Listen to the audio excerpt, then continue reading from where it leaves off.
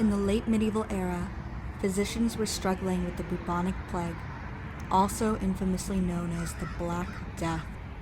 The Black Death is the deadliest pandemic to date, with 75 to 200 million people succumbing to their deaths across Europe, Asia, and Northern Africa. The bubonic plague is said to have originated 2,000 years ago in Asia and was spread through trading ships by flea-infested rats.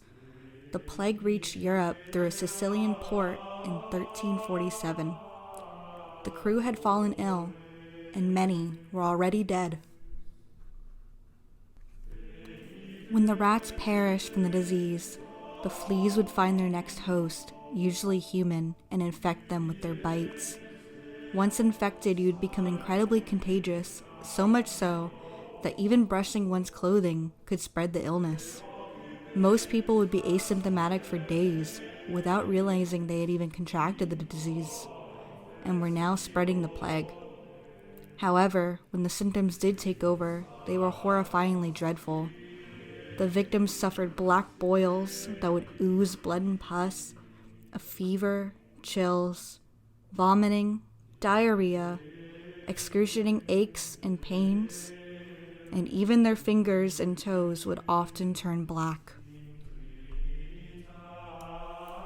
The physicians of the medieval era have never experienced anything quite like this.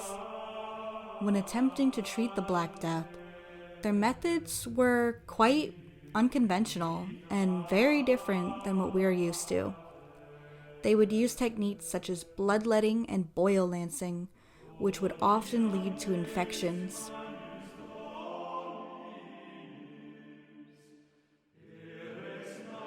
They would rub onions on the boils in hopes of treating them.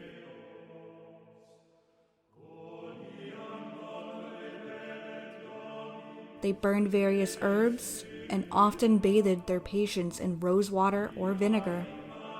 Physicians would often wear masks with bird-like beaks, with sweet-smelling herbs and flowers to block out the so-called bad air, which at the time they believed caused the disease. The public would do all they could to remain healthy. Shops were closed, and priests often refused to administer last rites. Many did speculate that sinners contracted the plague as a punishment from God, and the only way to overcome was to plead for God's forgiveness. Some believed the way was to purge their communities of heretics and other blasphemous people. Unfortunately, this would lead to the massacre of many innocent lives, including thousands involved in the Jewish faith. However, this of course did not stop the Black Death. Millions of people continued to succumb to the illness for many years. Eventually, the spread was able to be slowed once they kept arriving soldiers in isolation for 30 days. Once it was apparent that they were clear of the disease, they were released from quarantine. Even with their unsuccessful medical practices, I believe that if a solution had started earlier, millions of lives could have been spared.